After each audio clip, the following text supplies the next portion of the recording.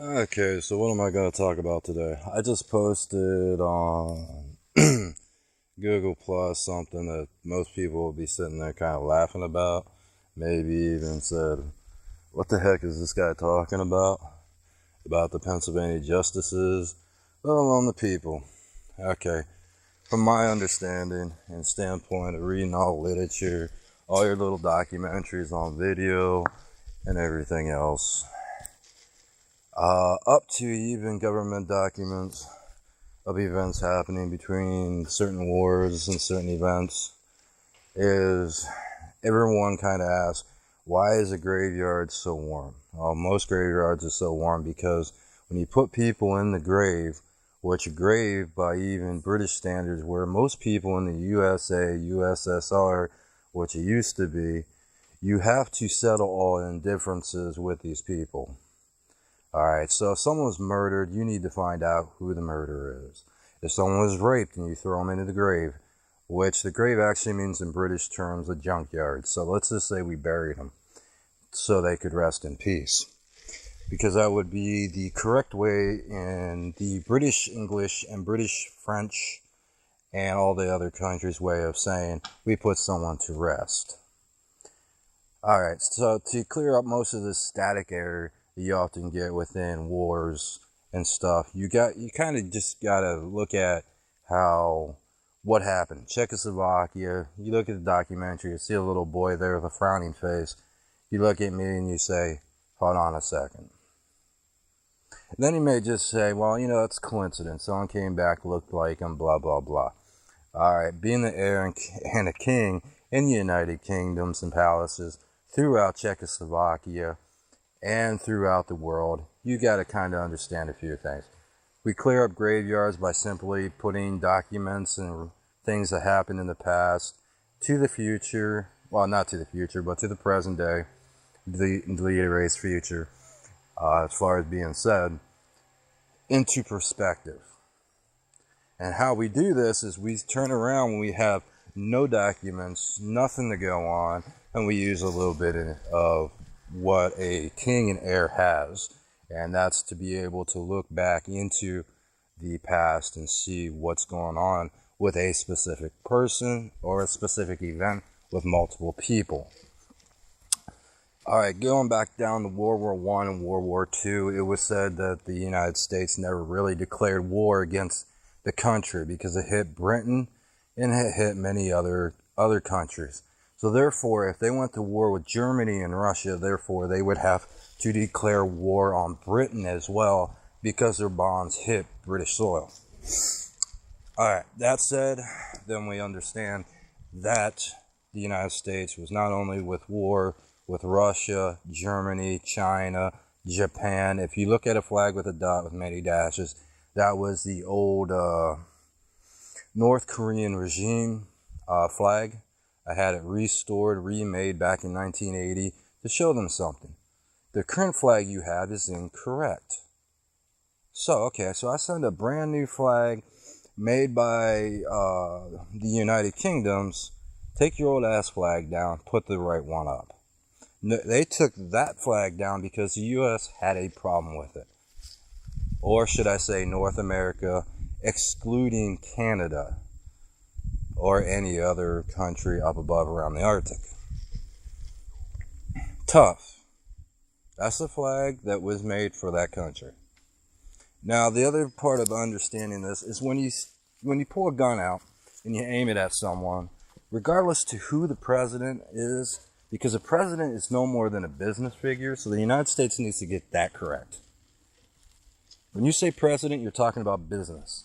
Business law does not confer with anything of real government. Real government's anywhere from a monarch to a monarch communist, monarch social, to a monarch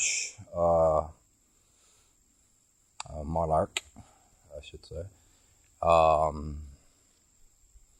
Form of it can be a republic, but it can't be a democracy. It can't be a liberal. It can't be a conservative, because these are all the things inside, say, a communist or a Nazi, which is often referred to as a country that separates itself. It separates its people, therefore to get along with inside a country.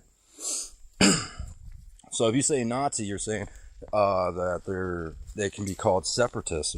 Not really, because the word separatist is outlawed inside a monarch type government, and that is because of misuse of an heir or a king's power, which the word power is not the correct term for a king or an heir to a crown or to a palace or a kingdom. So it's often is included in a crown, but a crown is not necessary in the sense to actually have a kingdom or to be a king.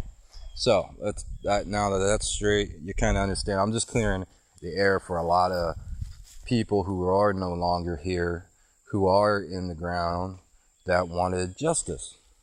Everyone wants justice, don't we?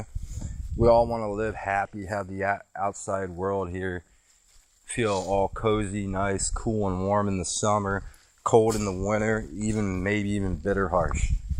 That's where bittersweet things often come along for a country. Sometimes you'll get rocked by snowstorms. 1977, January.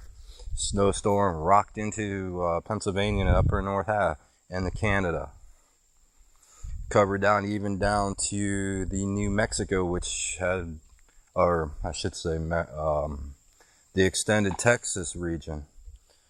I believe it was called the extended Texas, West Texas. That's what it was called, which is now New Mexico. But anyway, without getting into too much in depth in the history, which they like to call history, I like to call it the past. The whole purpose of what I'm doing is just putting justice to a fact of a murder or a rape or something of that type of stature. A lot of people look at me and I'll say who I am and what land I own and all that crap, and they'll look at me and be like, haha, yeah, right. Alright, well, you're finding out that a president of the United States is no more than a business figure. So therefore, if you want to get rid of the corruption in business, then get rid of the business out of your so-called government. If you look back into the United States past, you'll find out that you'll get down to the first president of the United States, as it's referred to. But if you type in Google, monarch of the United States of America, you'll find a different name there. You won't see the 50 presidents. You'll see a monarch. So the monarch owns North America. It's actually not referred to as USA or the US or USSR because we often refer to these places as landforms. So if it's called North America, it's called North America. Get rid of the United States because it's territory inside the United States. Or delete erase United States, North America.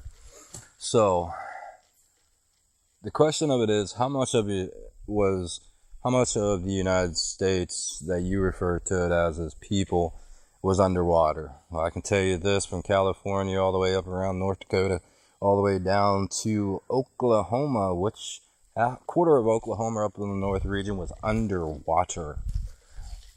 Texas state actually sits 7/8, I'd say 3/4 of Texas was the Gulf of Texas, which led out into what's now referred to the Gulf of New Mexico, with an adjacent landform down to its eastern half, almost all the way down past, almost to Corpus Christi, which gave way to almost 1 mile to 2 mile of an opening. You're probably wondering why you don't see these maps. Well, let's just say after 1977, going into 1982, the United States government, after it established in 1983, its internet domestically for its United States people, or the North American half of the country of the United States, it saw a lot of law. A lot of laws from Britain were posted on the websites, and they were to view and pretty much to kind of use as, you know, a guideline to where to go until pretty much I turned 18, or I went back to the United Kingdom. But I prefer to go back to the United Kingdom. So, knowing that, I ended up having to send the governor of Pennsylvania a certain type of letter, which I also told him to give to, let's see, Reagan. There's a shift in presidential, so I told him to hand it to Reagan, which Reagan kind of, I don't know, a phone call was made, and he wanted to talk. And he said, I don't quite understand this letter. And I was like, yeah, I pretty much figured you would. And what that letter means is I separate myself as heir and king from the land and from the people. Therefore,